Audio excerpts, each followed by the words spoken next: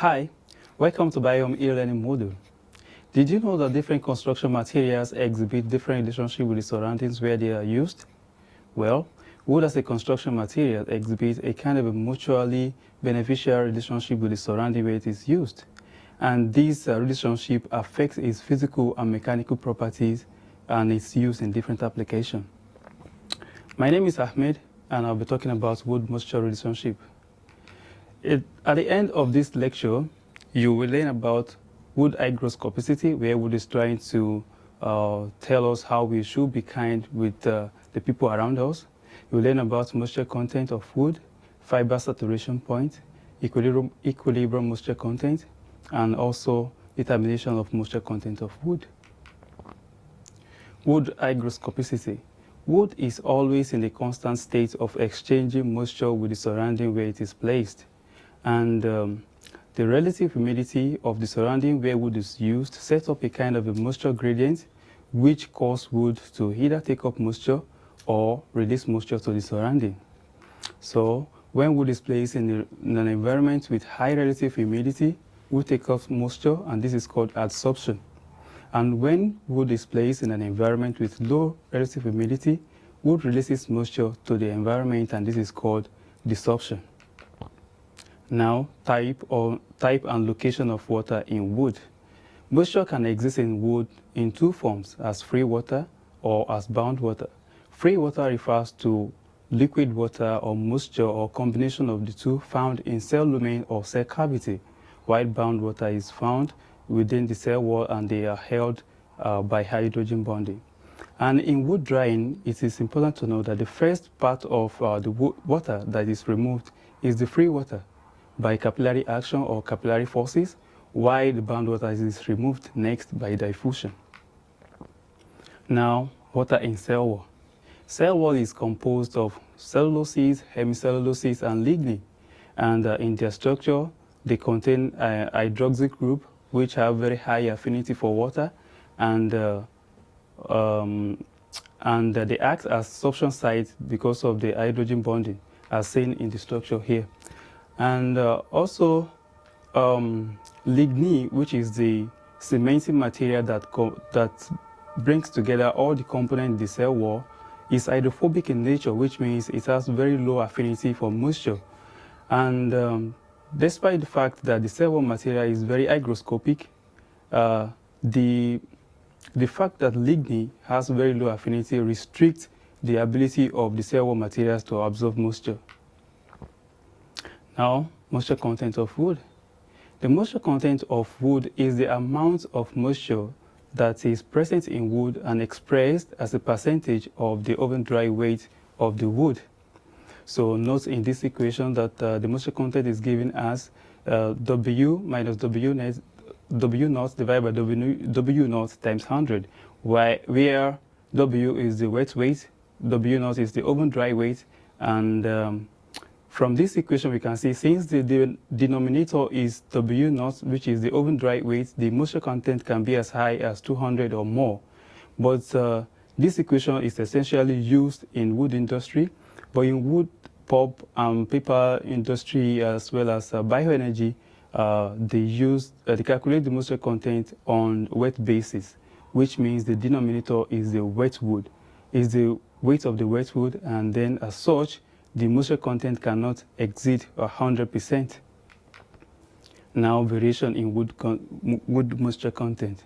From the table, it is clear that the wood moisture varies within and between species, and the moisture content for hardwood especially ranges between 60 to 100%, while for softwood it ranges between 40 to 200%.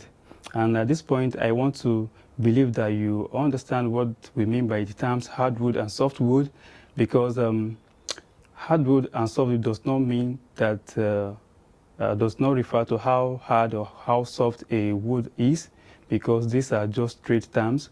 Hardwoods are woods that are derived from deciduous trees, while softwood are those derived from conifers. The grain moisture content is the amount of water present in a freshly felled or converted timber. So, and it's ranged between 30 to 200%, and this is because the cell wall remains at that point is fully saturated with water, while the cell wall is also filled with saturated vapor. And now we talk about the economic importance of the green moisture content. There is a positive correlation between green moisture content and the weight of wood, and that means that the green moisture content, as the green moisture content increases, the weight of wood also increases, which influences the choice of harvested equipment, the choice of conversion equipment, as well as the type of transport system or transport service to use. And also, these affect the price in the market because in the wood industry, the log and sawn timber are quoted per weight. Now, fiber saturation point. This is the moisture content at which the free water in the cell lumen has been completely removed, and the bound water which is present within the soil, within the cell wall, has started to evaporate, and this has a very serious implication on material use. These are the very serious implications on wood properties, as the moisture content above the fiber saturation point, the physical properties as well as mechanical properties of wood are not affected. They are independent of the moisture content. But moisture content below the fiber saturation point, both the physical properties such as density, dimensional stability, as well as mechanical properties are affected when the moisture content is below the fiber saturation point. Now, equilibrium moisture content. When the exposure of wood is prolonged in an environment, in a controlled environment, that is, where the temperature is kept constant and relative humidity is also constant, then a point is reached where the wood will cease to either take water from the environment or release water to the environment. And it's important to note that this is only possible in a controlled environment, such as in a kiln. The moment wood is placed or reintroduced back into the environment, which is not controlled, then it begins to exchange moisture with the environment. And whether it's going to take water or release water to the environment now depends on the prevailing condition of that environment. An effect of relative humidity and temperature on equilibrium moisture content. As we can see on the graph, there is a positive correlation between the equilibrium moisture content and the relative humidity, regardless of the temperature of the surrounding. As the relative humidity increases, the equilibrium moisture content also increases. But the opposite is true for the temperature. Regardless of the relative humidity, the equilibrium moisture content reduces as the temperature increases. Now, determination of moisture content. There are two major means of determining the moisture content of wood. The traditional method is the using of oven-dry method, and the other one is the use of electric meters, which could be by resistance or dielectric measurement. But we are going to discuss determination by oven-dry method. In oven-dry method, clear wood from a defect-free sample is prepared, and the wet weight of the sample is recorded.